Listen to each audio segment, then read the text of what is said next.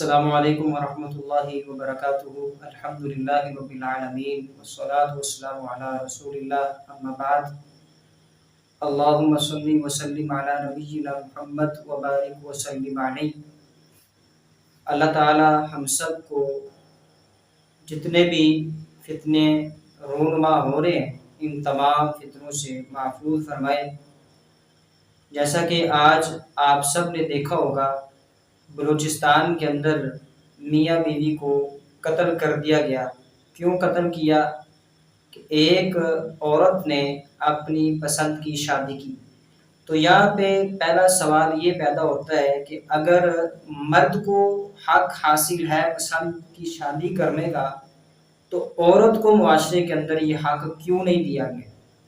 جبکہ اسلام کے اندر تو یہ آتا ہے کہ اللہ کے نبی صلی اللہ علیہ وآلہ وسلم نے حضرت فاطمہ الزہرا رضی اللہ تعالی عنہا کا نکاح جب حضرت علی رضی اللہ تعالی عنہ سے کرنا تھا تو باقاعدہ پوچھا، فرمایا کہ بیٹا آپ کا نکاح سیدنا علی رضی اللہ تعالی عنہ کے ساتھ کرنا ہے۔ تو فاطمہ الزہرا رضی اللہ تعالی عنہا خاموش رہی۔ تو نبی صلی اللہ علیہ وسلم نے قانون بنا دیا کہ اگر عورت سے پوچھا جائے کہ آپ کا نکاح فلاں بن فلاں سے کرنا ہے، عورت اگر خاموش ہو جاتی ہے تو اس کی خاموشی ہاں ہے، اگر وہ انکار کر دے تو اس کا مطلب انکار ہے۔ تو آج بلوچستان کے اندر وہ اس عورت کو بے رحمی کے ساتھ، بے دردی کے ساتھ قتل کر دیا گیا۔ تو اس کو بعد لوگ غیرت کا قتل کہتے ہیں کہ بھئی ہم نے غیرت میں آ کے اس کو قتل کیا ہے۔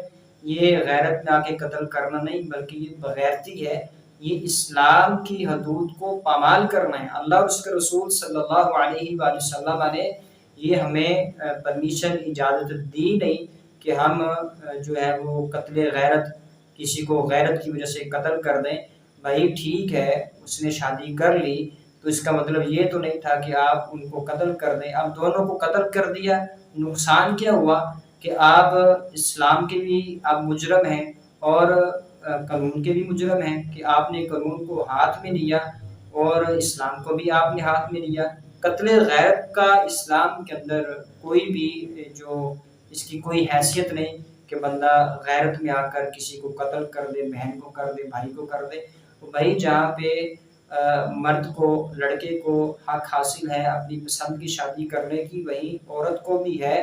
تو اگر آپ کی بہن، بیٹی آپ سے اگر وہ بات کرتی ہے کہ میں نے فلاں جگہ پر شادی کرنی ہے تو آپ ضرور کریں، نہیں تو آپ اس بچی کا، اس بہن کا، اس بیٹی کا جو ہے وہ حق مار رہے ہیں اور اس کا آپ کو کل قیامت والے جواب دینا پڑے گا۔ تو یہ جو آج بے رحمی کے ساتھ میاں بیوی کو بلوچستان کے اندر قتل کر دیا گیا ہے، یہ بڑا ہی عجیب و غریب سانحہ ہے۔ اللہ تعالیٰ ان فتنوں سے ہمیں محفوظ فرمائے۔